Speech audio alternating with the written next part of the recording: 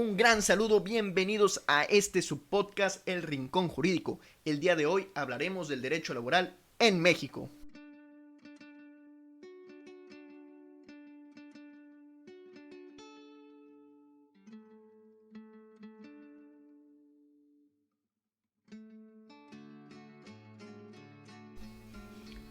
Como sabemos, las leyes en México se fueron creando y evolucionando conforme las relaciones sociales se hacían cada vez más complejas y surgían nuevas demandas para establecer el orden y la justicia social.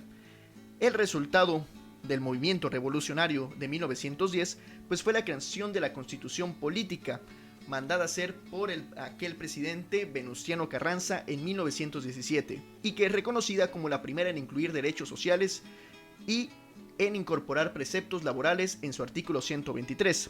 Al principio este artículo no iba más allá del concepto de la libertad del trabajo que ya se mencionaba en los artículos cuarto y quinto, y que en el artículo 72 se le delega al Congreso de la Unión legislar en materia del trabajo en México, lo que provocó la creación de dos textos, dando lugar al artículo 27 y el artículo 123, siendo la primera constitución social.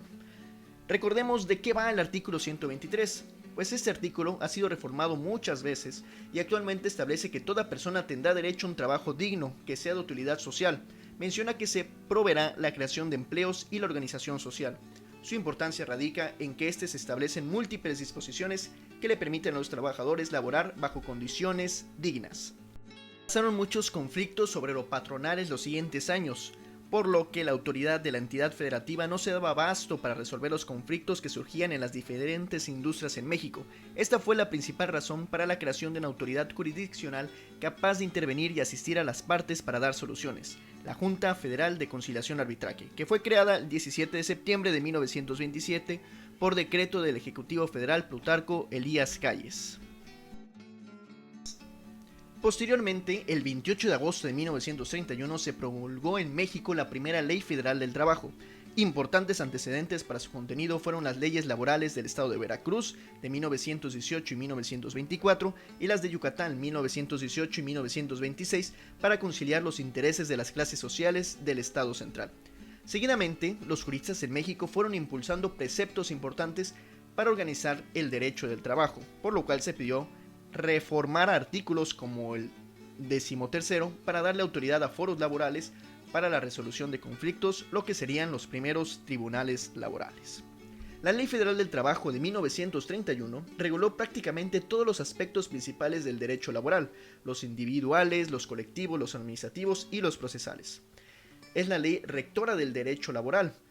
Por encima de ella solo se encuentra la Constitución Política de los Estados Unidos Mexicanos, del que emana del artículo 123, que ha sido reformado en varias ocasiones, siendo modificaciones más importantes las del 5 de diciembre de 1960 y el 21 de noviembre de 1962, con la adición del apartado B, y aquí se reconoció la naturaleza laboral de las relaciones entre el Estado federal y los servidores públicos, una auténtica declaración de derechos sociales de los trabajadores al servicio del Estado.